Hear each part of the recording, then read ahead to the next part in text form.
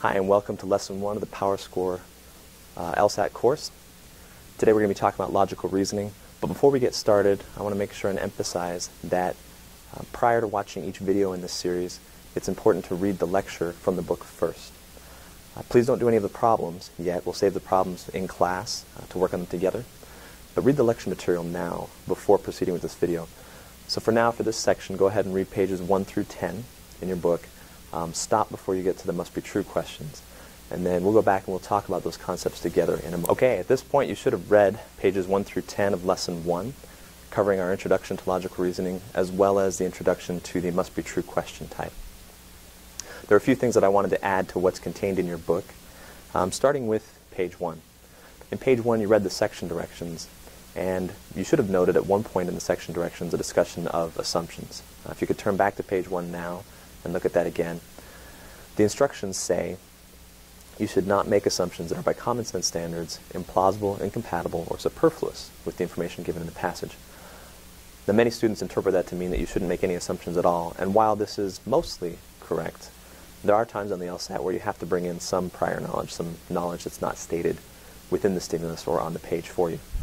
When you do so, make sure that whatever you're bringing in is, first of all, common sense, second, compatible with the passage, third, plausible, and fourth, fluous, or whatever the term for non-superfluous actually is. Germane might be a better choice. Pick information that fits with the passage well. Don't reach, and don't assume things that aren't really required for the argument. The next thing that I wanted to discuss briefly is the importance of reading the stimulus before you turn to the question stem. Now, some courses and some experts will recommend that you read the question stem first. You see in our books that we provided a list of reasons why this is a bad idea. Let me give you one more. A lot of approaches that some people recommend for the LSAT are useful for easy questions and even maybe medium questions, but they fail when you apply them to the most difficult questions. Our purpose in the PowerScore course is to teach you strategies, techniques, and concepts that will apply to all question levels, all question types, and all question difficulties. It's important then to start the right way, not try to find shortcuts or tricks, any ways to skip corners, skip steps. Instead, we recommend that you learn how to do things properly, and as you begin to determine which questions are easier or harder, you can figure out how much of a technique to apply. For that reason, we recommend that you read the stimulus first, then the question stem, then proceed to the answer choices. Also, just a side note, in my research as an educational psychologist, I've encountered numerous examples of what's called confirmation bias, where people, by looking for what they expect to see, become blind to what's actually present. One of the dangers of reading the question stem first is that if you think you know what the stimulus should contain, you're more likely to overlook what it actually contains. And this is most dangerous on the hardest questions, when the test makers know what students think should happen and then choose to do something differently. Therefore, as stated before, we recommend that you read stimulus, then question stem, then answer choices. All right, with that, let's go ahead and turn to page 2. On page 2, you'll find a brief overview of a sample question, which we won't get into at this time. That's something for you to practice on your own. And then also a discussion of the principles of argumentation. Now, argumentation is really as old as time. Ever since there's been man and we've had the ability to speak, we've had the capacity to argue. And the basic concepts haven't changed much. The language that you'll see here, the discussion of premises and conclusions, has been used for thousands of years. In our course, we're going to have a fairly narrow definition of both premises and conclusions. The simplest way to understand a premise on the LSAT is any piece of evidence that you're expected to accept as stated. And what that means is that the author, typically for a premise, doesn't provide additional backup or support for the claim. The claim is stated, it's given to you, and you are expected to accept it the way it is. You can think of this in a way as if these are pieces of evidence to be entered into a trial. And when the judge has approved the evidence during the discovery phase, both sides have to use that same evidence. It's not possible for the defense to say, actually the knife that the prosecution found doesn't really exist, I'm going to pretend it's not there. But what the prosecution and defense can disagree about, although they must agree on the evidence, they're free to disagree about the conclusion. The conclusion, of course, is the inference or result that is reached as a result of relying upon the evidence or premises. Now in your books, you have an example argument, talks about Socrates is a human, all humans are mortal, therefore Socrates is mortal. And you see this diagram, which essentially outlines the conclusions and premises from that argument. On the LSAT, you are seldom, if ever, given the opportunity to challenge a premise directly. Those are expected to be accepted, common to everyone, and no one disagrees with the premises. In fact, even speakers within the LSAT don't disagree with each other's premises very often. Typically, they are operating all from the same fact set.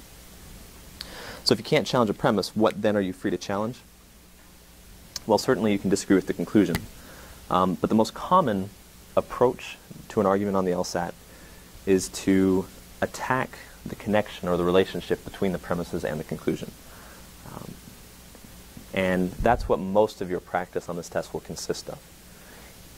In essence, you're saying to the other side, even though I accept your evidence and the premises you've offered, I don't believe that they necessarily lead to the conclusion that you're suggesting. In some cases, you may provide a counter-conclusion. In some cases, you may actually support the connection between the premises and conclusion, but very seldom will you be allowed to attack a premise.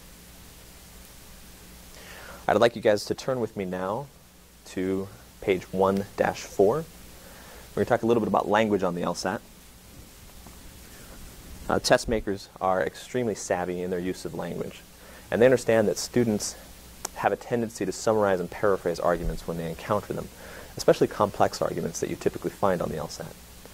One side effect, or even a primary effect, of this tendency to paraphrase is that we don't retain all of the details of an argument after we've read it.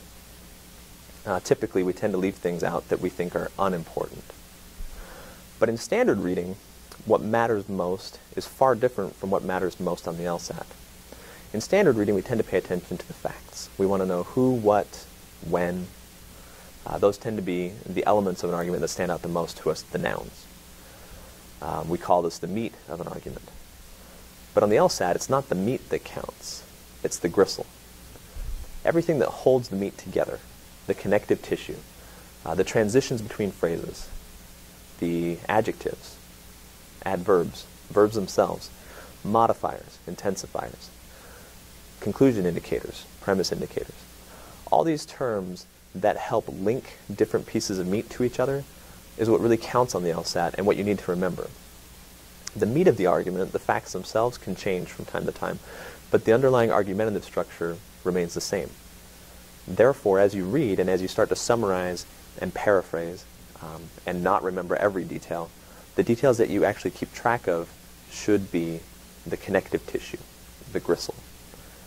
If you look at your page, you see 4 different categories of things that are not nouns for the most part, but instead are ways of indicating relationships between nouns, between elements. You see a discussion of the difference between fact and opinion. An element of time is addressed, probability, which is very important, and quantity. All of these things matter on the LSAT considerably more than the actual specific elements of the argument itself.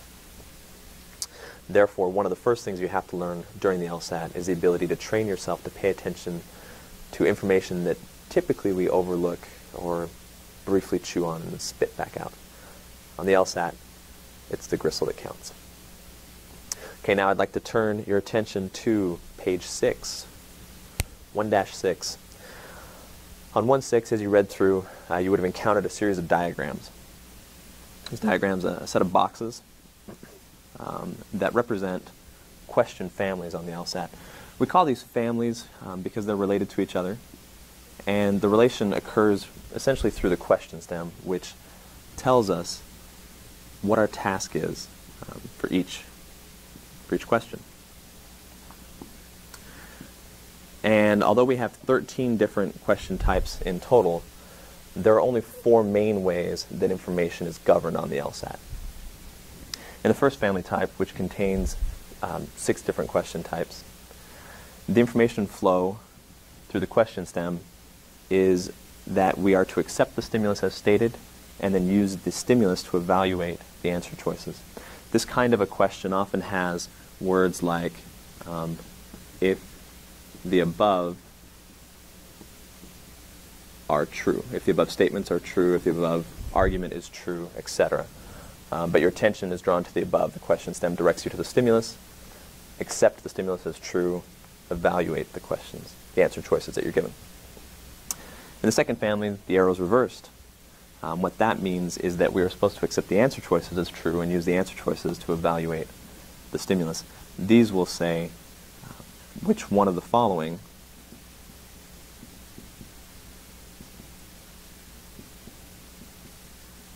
if true. And you see that in this case, in fact for both families 2 and 3, in this case we're told to accept the answer choices as true and determine their impact on the stimulus. In family 2, which contains justify, assumption, strengthen, and resolve the paradox questions, all of which we'll cover later in the course, in this family the task is to find an answer choice that helps improve the argument somehow. In this family, we have a slash through the question stem that represents negation throughout the course. When the question stem is negated, then our task here is to harm the argument in some fashion, to weaken it. Finally, we have one last category, and that consists of accepting the stimulus as true and using the stimulus to weaken an answer. This is the cannot be true family. The categories of questions are ranked in rough order of frequency. If you look at the question numbers to the left of each question type, that was the order of most common occurrence from 1 through 13 of those questions. Okay, now we'd like to move on to page 1.7, and this is one of the most important pages. Okay, so now we're going to look at page 1.7 together. We'll talk briefly about prephrasing. The only thing that I wanted to add to the book on the subject of prephrasing is the idea that your prephrases should be both specific and flexible. Specific because you should be doing your best to try and anticipate what the correct answer will do. Flexible because if your prephrase doesn't match the argument directly, you need to be ready to drop your prephrase and select a different answer. So when you prephrase, focus on what the correct answer will do instead of on what the correct answer must say. It's much harder to interpret, will do. It's much harder to predict the wording of the correct answer than to understand the nature of the correct answer.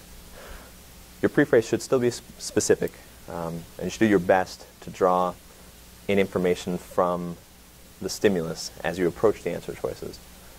But you shouldn't be rigid about your prephrase. Be ready to adopt a new answer if you encounter one that does the same thing as your answer, even if it doesn't say the same thing as your answer. Now when you get into the answer choices themselves, I want to introduce the topic of what we call losers and contenders, and you've read that paragraph already, so you have some familiarity with this. I wanted to refine the discussion a little bit on top of what the book says about losers and contenders. A couple things that are important to note here. One is the test is fast, typically set up so that most students can't finish in the allotted time. So if you spend a long amount of time looking at all 5 answers on every question, it'll be very difficult to get through the entire test. At the same time, if you rush through any of the answers and don't give them a fair chance, don't perform due process on each answer, then there's a chance that you'll be fooled by an incorrect answer instead of picking the correct answer. I like to compare the approach of using losers and contenders to a high jump competition. I'm not sure if any of you have seen a high jump competition, but in the first round, what typically happens is they set the bar at a qualifying height. And the qualifying height is usually low enough that many of the competitors can clear the bar and only a few fail to clear the bar. On the LSAT, your qualifying height for the question is your prephrase. Whatever you've prephrased should contain the elements that are required by the correct answer. No more, no less. And any answer that's at least has a fair resemblance to your prephrase, seems plausible, should be kept as a contender. It clears the bar. The default position for an answer choice is that it should be a contender. And the only way for it to fail to be a contender is if you can conclusively eliminate it from further consideration.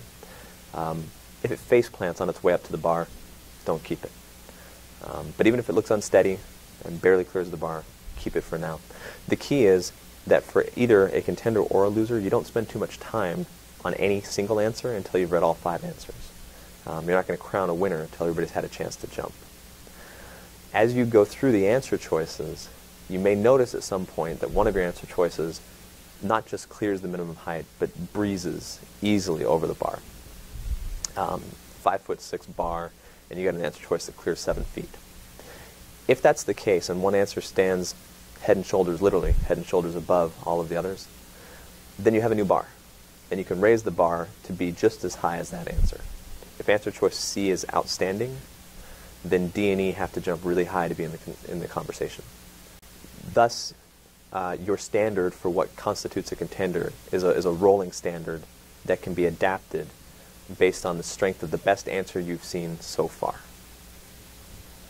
This is a very, very critical concept for the LSAT, and students who master this early on tend to be dramatically better prepared for the more difficult questions, where the difference between the correct answer and incorrect answer might be a matter of inches. I encourage you heavily to put this into practice and be very careful about the answers you choose to eliminate, and also be very judicious about the amount of time you spend on any answer before you've had a chance to look at all of the answers.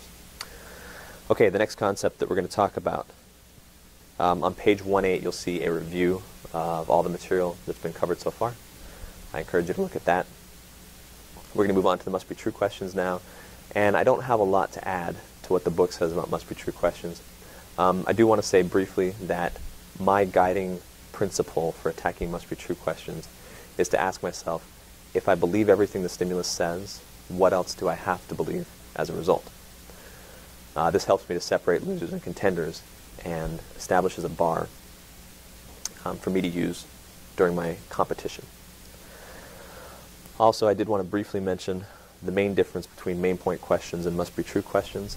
Must-be-true questions ask you to simply identify inferences, beliefs that you are bound to by your understanding of the stimulus, whereas the main point insists that you identify the author's overall conclusion. What that means in practice is that a main point question can actually contain a number of inferences as incorrect answers, whereas a must-be-true question will have only one possible inference. Okay, with that discussion, that wraps up our logical reasoning section. I do want to emphasize one last time that it is important not to do the questions from the lesson. Any questions that happen in the lesson should be done in class. The only questions that you should attempt at this point are homework questions, and those are labeled clearly. The page numbers start with HW. Please do not do any of the in-class questions. The process that we're using to learn this material requires that you come to class without attempting those problems first. But if you need some practice, we've given you lots and lots of practice questions in the homework, and you're free to do as many of those as you wish.